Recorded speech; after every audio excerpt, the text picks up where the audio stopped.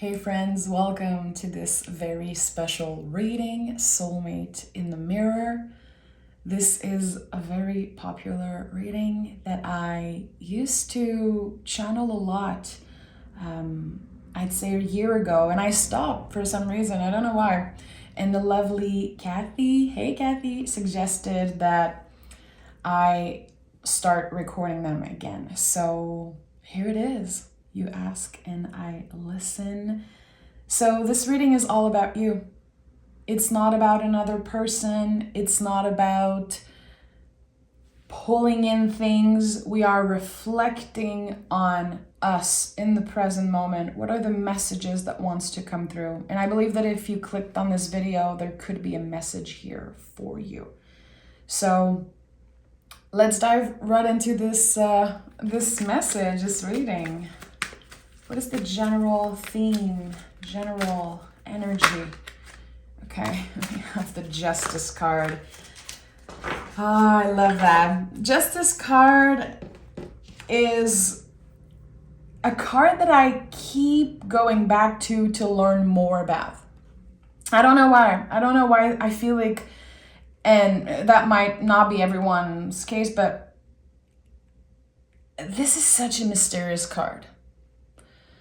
I have mixed feelings about it. I have my own old belief and things I have to deconstruct around, what it means. And just the symbol of justice is a little scary and a little overwhelming. And recently I tried to learn more about this card and let go of preconceived idea of old experiences and old beliefs and things I read about this card and how I initially learned about it. And something that's very interesting is that this year is a strength card year, but in some tarot decks, Justice is number 8. You can see here in the Tarot de Marseille, Justice is number 8. So Justice and Strength card are very connected. They're like twins in a way. So that already is a good thing. Like it helps you get in touch a little bit more with the energy of what justice means in the tarot, what it feels like, how it can show up in your life. This energy is about balance. It's about, recalibrating the scales in our lives. And it's a card that's ruled by the planet Venus. So we're thinking about all Venusian things. And it came through during a personal reading recently that the only way we can deal with that energy is by gauging. We can only gauge. We can only try and adjust small things. We cannot find a perfect balance. We cannot find a perfect energy to be in, but we can try different things. And the energy comes and go. This is kind of a karmic thing here. What are you putting out in the world? What are you receiving? What are you allowing into your energy? This card speaks a lot about boundaries in that way. Who are you letting in? Who has access to you? And especially in a time where we are online so much, people have access to us through emails, through text, messenger, all of those things. I don't like that. Personally, I think that we're becoming worse and worse at energetical boundaries because it's so open to just text and email someone whenever we want. So what are you absorbing? What are you putting out? And how the things that you are absorbing and letting in, how is this affecting how you treat others, how you move in the world, how you show up in the world? So, I'm going to start this reading because I could talk about the Justice card for hours. It is such an intense card and energy to explore. So it makes a lot of sense here that it comes up for the soulmate in the mirror. I feel like this is about some type of influence and how other people's energy is a massive influence in your life, and how you're treating other people, how you're reacting, how you're showing up, because again, people have access to you constantly. And look how magical the tarot is. I just talked about the Strength card, so you can see here it's number 11.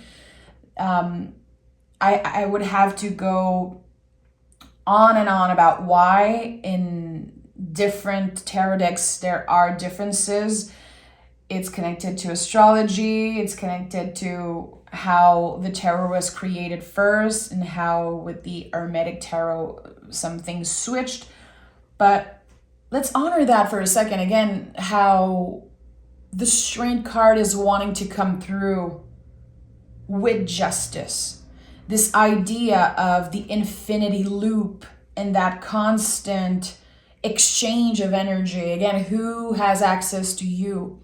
What drains you? What makes you feel good? And how can we find a way to recalibrate, to make sure that we are allowing ourselves to receive and allowing ourselves to take some breaks also, and learning to embody our boundaries and limits. And I think that the Strength card also talks a lot about boundaries, just the way that the person is holding the lion's head.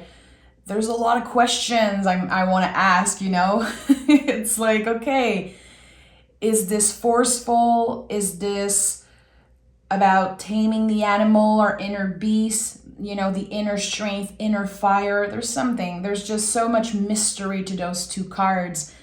And I'm excited for 2024 because I'm going to be exploring those themes a lot, because again, Strength is the card of the year, this year being number 8 year.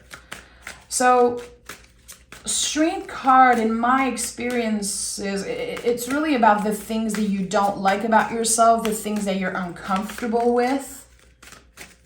When do you compare? And when do you judge your own limits, your own fears, and how much of it is actually true?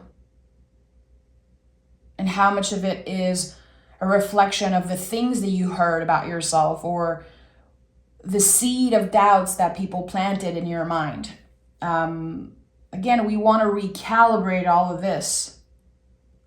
And I think justice speaks a lot of that. It's like, what's real? What's true? Those limitations and those beliefs that I have about myself, like, what is true and what is a construct? What comes from another person? Sometimes even our ancestors. And I think this year we're going to be working through that as a collective. Oh, look at that. We have the Judgment card. 3 major cards already. And I'm just starting this reading. And by the way, I know I'm taking my time. If it doesn't make you happy, it's not my problem. I take my time with readings, and I have a lot of respect for the cards. So yes, I elaborate and I talk a lot about the energies. This is how I read cards. So, Judgment. We just talked about the judgment that we put on ourselves, and sometimes how other people judge us, and it affects us long term. And it creates this idea, this perspective that most of the time isn't true. And Judgment card is something that's being excavated.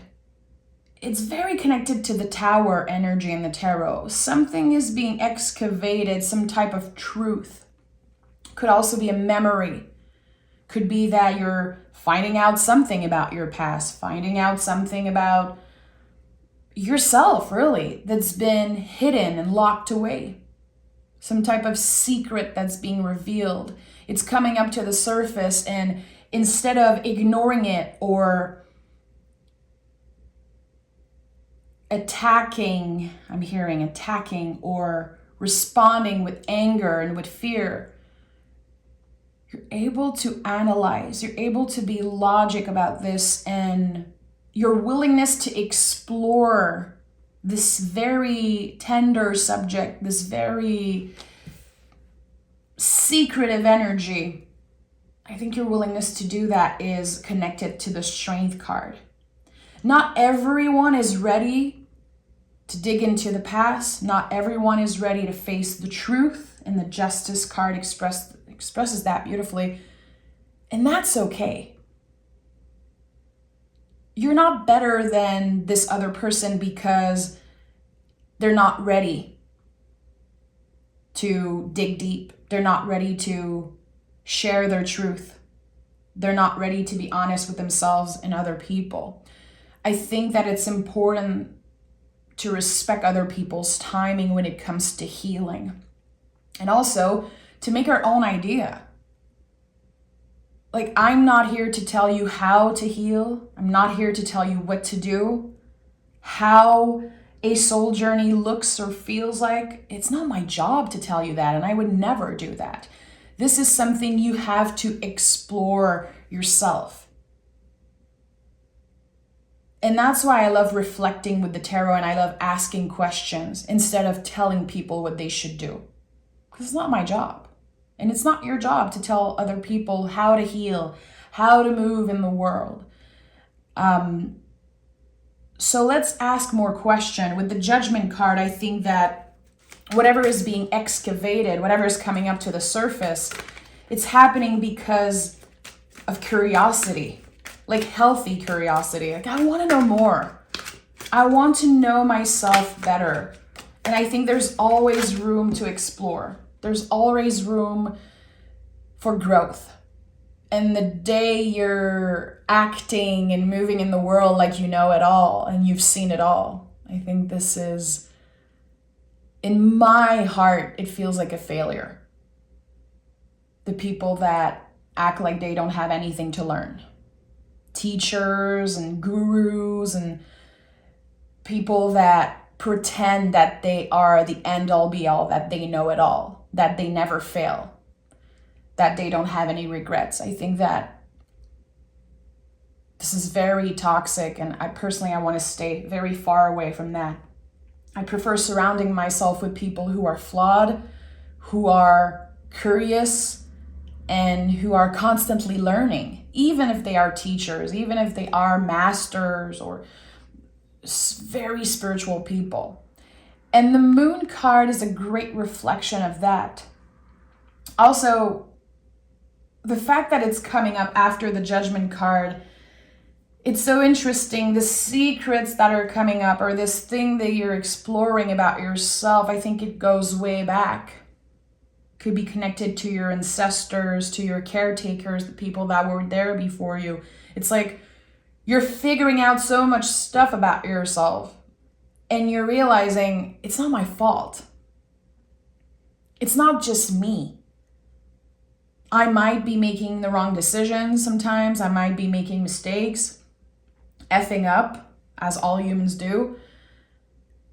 But there's this line of people, there's this DNA, there's the construct and the system, and there's so much here. And it's not like we're blaming other people or we're blaming our ancestors, but there is more layers to certain themes and certain challenge that we know. Again, we have to ask questions if we want to truly learn more about ourselves. We cannot just assume all the time and judge others and, again, blame other people. We have the Hermit card, and we have the Six of Pentacles at the heart of this reading. The Six of Pentacles also connected to the scale in some way. In the traditional version, you can see a scale. So Hermit, interesting, the Hermit is carrying the lantern, shining a light on the next step. This is a card that's so rooted in the present moment. This card is about what is here, what's the next step. Your lantern can only shine a light here. You cannot see the whole path. So what needs to be talked about right now? What needs to be addressed? And this thing, again, this secret or energy that's coming up to the surface, it's about time. It's about time that we talk about it and that we deal with it. And it's going to be different for each and every one of us. But it feels like a revelation with the Judgment card and the Justice, Moon, Hermit. To me, this is like a massive revelation. There's a reason why the first 5 cards of this reading are all major arcana cards. Very interesting. And here with the 6 of Pentacles, I feel like the question I want to ask is, where do you have stories about perfectionism?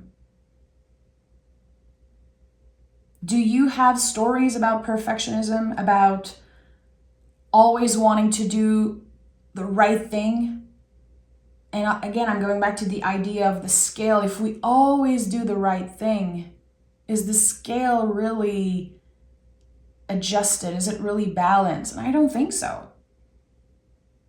We all know from experience that we grow and learn from mistakes, but why are we so afraid of failure? Why are we so against effing up?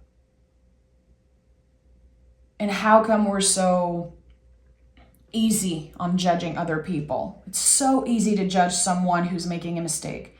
Just the culture, the cancel culture is so toxic. And I see that, someone's going to say one thing or do one bad thing or make a mistake, and they will be canceled forever. And that's kind of scary. So again, this question I asked, what are the stories that you have about perfectionism, about not having the right to make a mistake? That if this project that you start doesn't work, it means that you're not good at it and you should not be in business, for example. Just like when you experience your first heartbreak, and I'm just sending my love to anyone who's experienced a heartbreak or their first heartbreak, especially, I remember telling myself back then, I will never love again. I'm going to be single for the rest of my life. I don't ever want to go through this again. Why did I trust this person? Why did I trust myself in this? And now that I'm older, of course, I'm able to have compassion for that version of me, for that younger version of me, and also for the people I was in a relationship with. Not just because we were young, but because we were learning to make mistakes. We were learning to literally be in justice energy. It's so hard to have boundaries, especially when you love so much. Again, remember, this is a card ruled by the planet Venus. It's very much connected to love and how love makes us feel and what we do for love. And also the love we have for ourselves. So there's something here. There's something here about perfectionism, especially that the Hermit is right here, this lovely Virgo energy. Shout out to all my Virgos. You guys are perfectionist and critical and amazing. And I think that the Hermit represents that beautifully. But through all of this, you are wiser. You become wiser. And we have the Hangman. There's so many major cards in this reading. I feel like there's an important message here. So the Hangman is the rebel of the tarot. Doing things your own way. Figuring out life by navigating it. You're in your own way. And the Hangman looks very uncomfortable. From an outside perspective, it's like, oh boy, what's happening here? I used to be so scared of that card. A long time ago, 15 plus years ago, when I started getting really in touch with the imagery of the tarot, I was so scared of Hangman. And now it's one of my favorite cards because I'm like, okay, there could be the judgment of other people and the external view it looks like I'm uncomfortable. It might seem like I'm effing up, making mistakes, and that I don't know anything that I'm doing. Like, what is that person doing? But actually, I chose to be in that position. I want to be different. I know that in order to grow, I'm going to have to suffer. I'm going to have to sometimes put myself in a weird situation. But I'm going to learn from it. In the traditional version, there's the beautiful ray of light around the head. I'm surprised it's not here on the Tarot de Marseille, because it's such an important symbol in the tarot. How even when we are surrendering to something, even when we understand that life is so unpredictable, we can still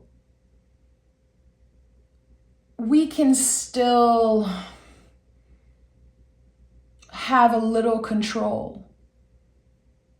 Because this card is connected to the planet Neptune. It's so unpredictable, but there's a lot of control in the way the body is positioned. Again, I have this feeling that the Hangman chose to be in that position.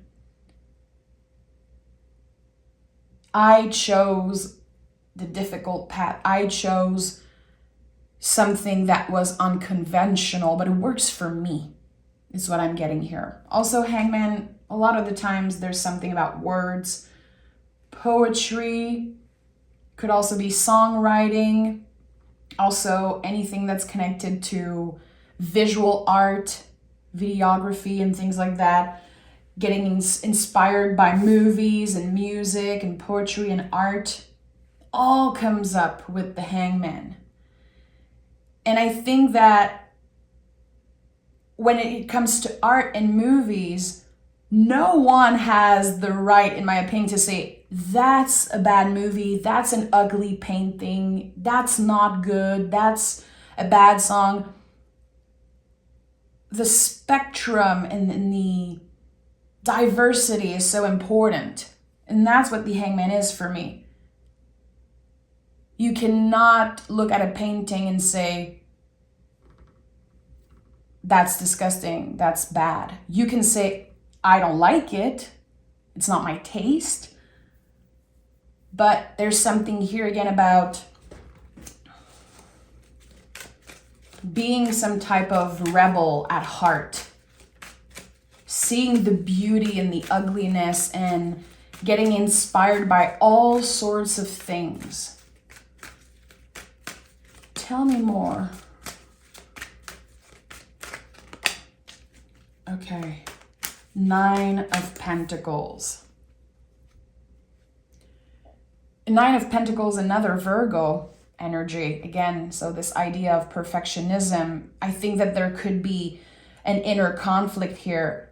I want to follow my heart. I want to embody the Hangman's energy. But also, I'm so scared of making mistakes. I'm so scared of messing up and not creating the future that I want, that I envision for myself.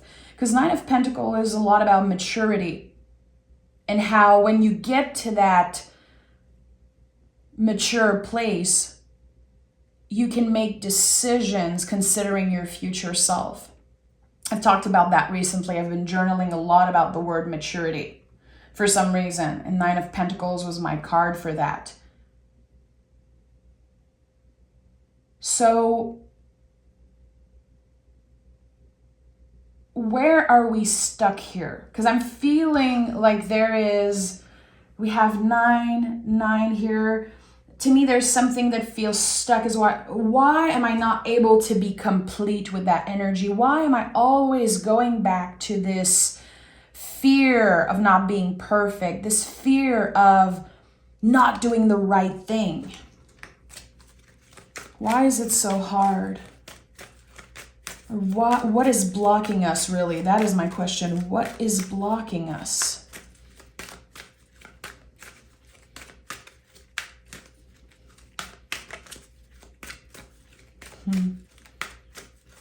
I'm thinking about the pages in the tarot.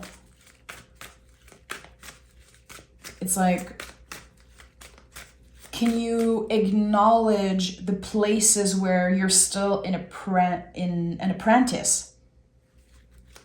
What themes, what energy in your life are you still in apprenticeship with? And where are the places where you actually have mastery? And it go back to the scale always, which is at the heart of this reading, and also the general energy. So again, what are the places, the energies in your life where you are still an apprentice? And on the other side, what are the things that you're actually a master at? That you know you're unshakable. You know that this is your thing, you're confident. It's natural for you now.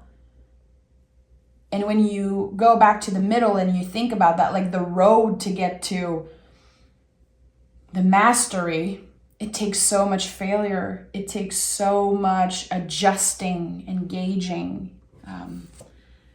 And we have the Two of Cups, the card of radical self-love, because in the Ace of Cups, we plant a seed of self-love. And then remember, this reading is all about you. And Two of Cups is the growth of that seed. And this is the soulmate in the mirror card, by the way. Lover's card and the Two of Cups. When I created this reading, I had the image of the Two of Cups in my mind. How soulmate in the mirror for me is about when we're able to see our own beauty reflected into the people that we admire and we love.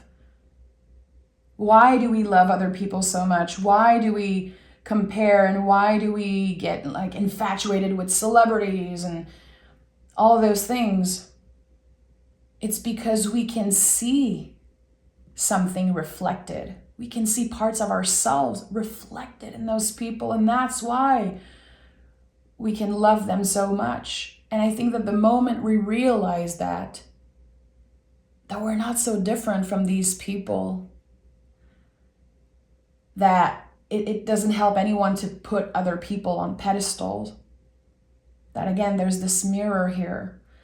We can work with that. We can work with the energy of, again, the soulmate in the mirror.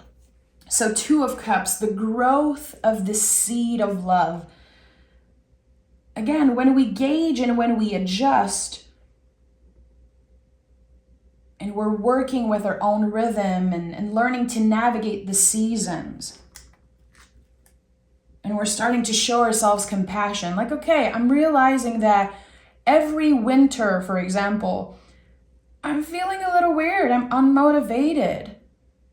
And it affects how I treat others. It affects my mood. It affects my sleep. It can even affect like how much money you make and all of those things. We are able to show others more compassion. I think it really starts with us. It starts with the seed we plant for ourselves. When we're able to say, hey, we're all the same. We all go through difficult season. We all go through judgment time and justice time and moon energy and hangman energy. We all go through this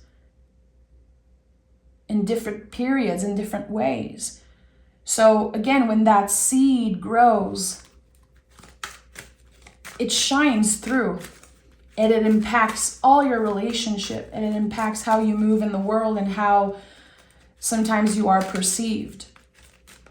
In this beautiful exchange of energy, the infinity loop of the strength card, this energy of love that we share, it just grows and grows and grows. It's like the seeds, how are you nurturing them? How well are you taking care of your garden, you know? And we have the Four of Wands. And the Four of Wands, of course, is the 1111 card.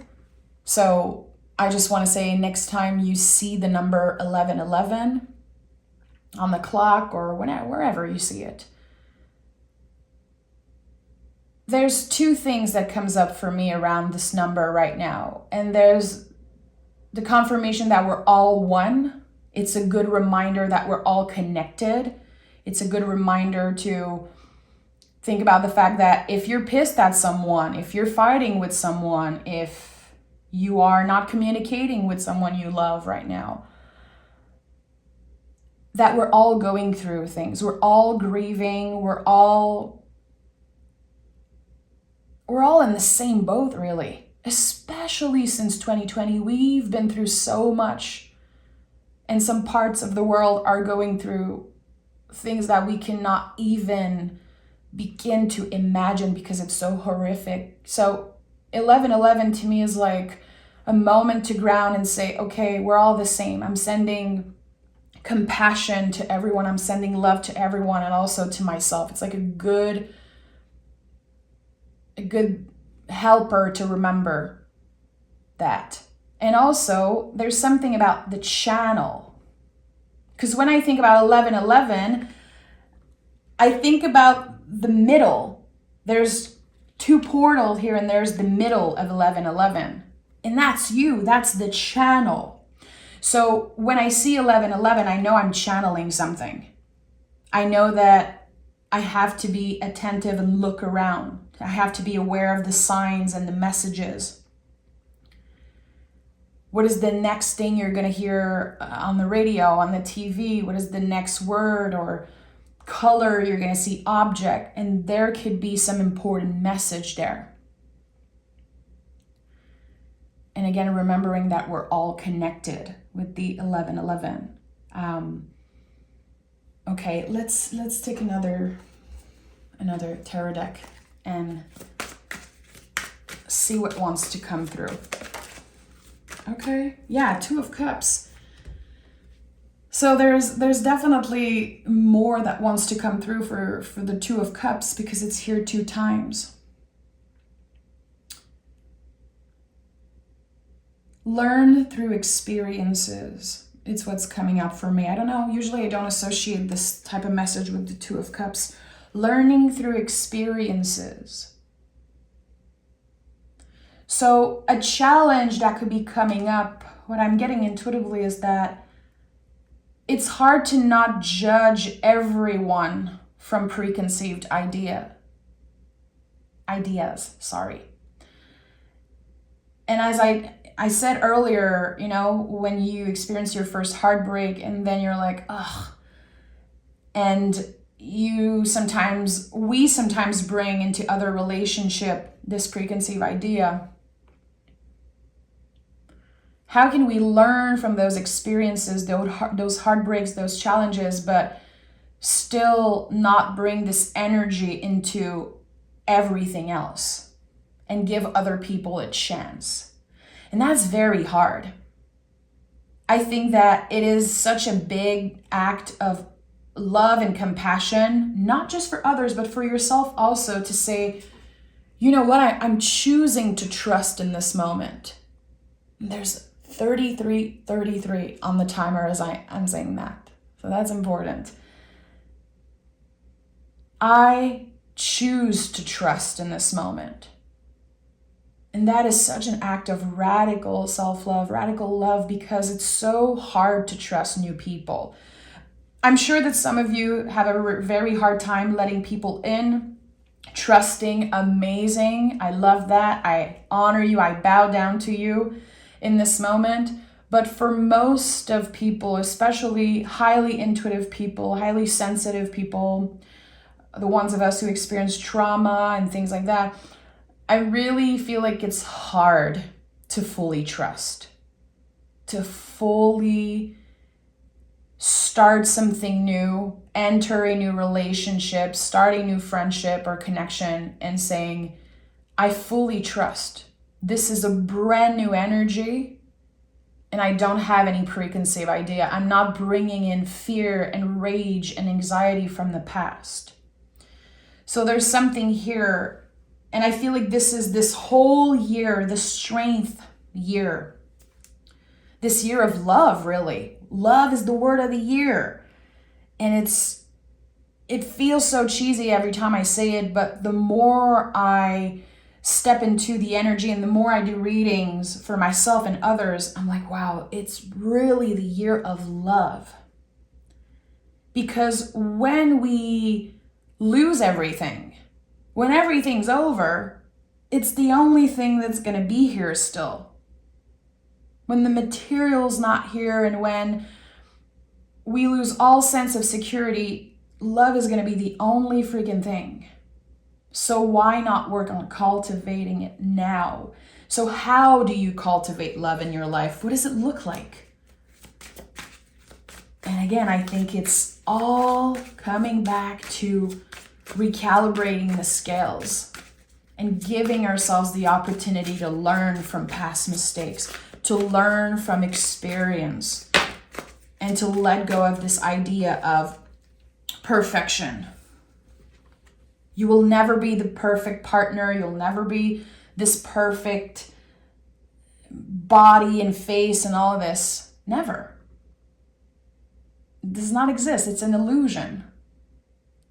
And this illusion has become almost real because of social media.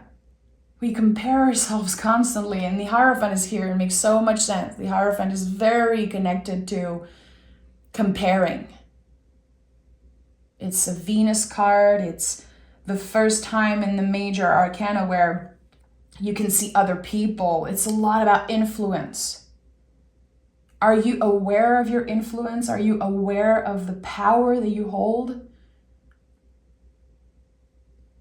And working on this idea of love for ourselves and this idea of soulmate in the mirror, I think it's about remembering that we have the key, that we are our own wise teachers.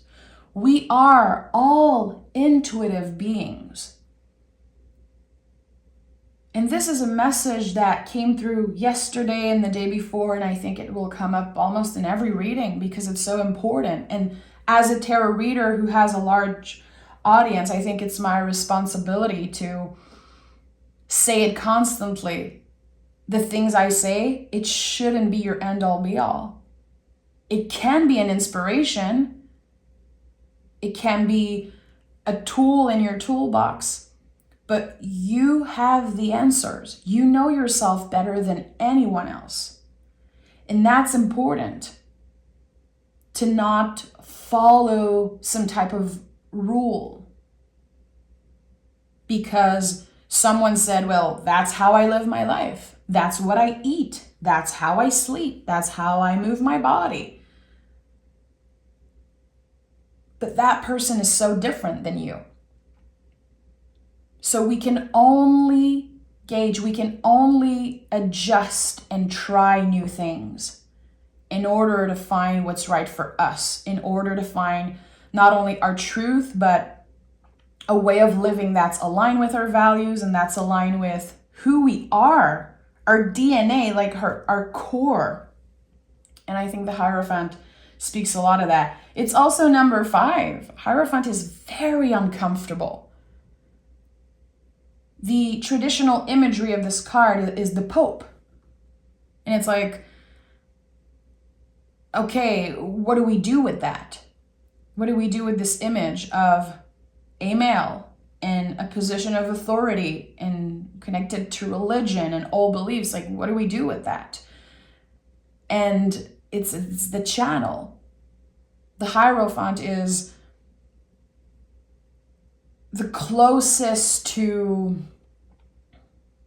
a wise person. I feel like when the tarot was created and the drawings were made, it was like, okay, if I want to draw a wise person, I'm going to draw a Hierophant, I'm going to draw a Pope.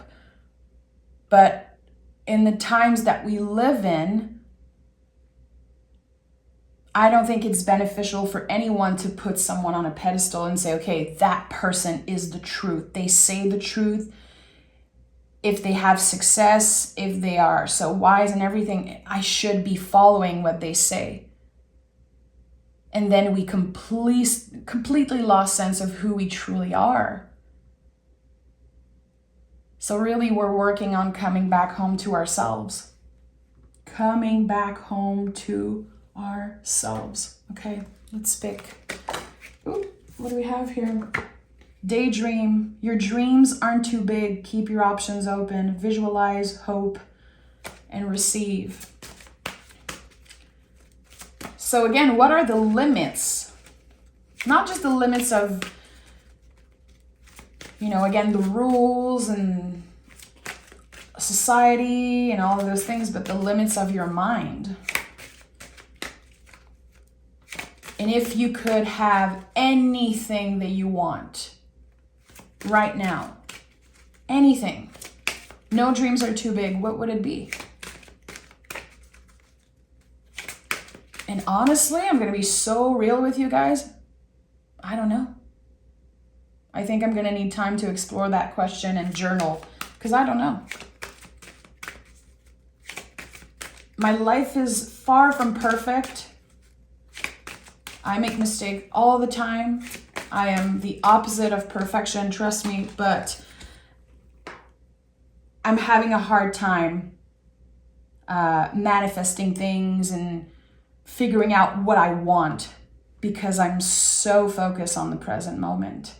So I'm personally trying to find some type of balance here with that. No, just my personal thing. And we have heart of service. You are fully in control of how you choose to show up in the world, serve, share, and assist. This card is connected to the kings in the tarot. How we are needed, how we are serving, helping others, interacting with others. Are we aware of our power? And again, the only thing we have control over is how we choose to act in the moment. Again, think about the hermit in that lantern. We can only control the next step right now. What are you going to do right after clicking off this reading? What are you doing right now? And again, this awareness of this never-ending influence and exchange of energy with the world and everyone you interact with is so important. Again, working with the energy of love. And I think, again, the Justice card is so perfect for that theme here. So yeah, thank you so much for listening. Thank you for reflecting with me. Thank you for your respect for the tool of tarot. If you're here, if you watch till the end, if you enjoy my readings, I know you have love and respect for this very magical tool that is tarot. So thank you. Thank you so much for being here.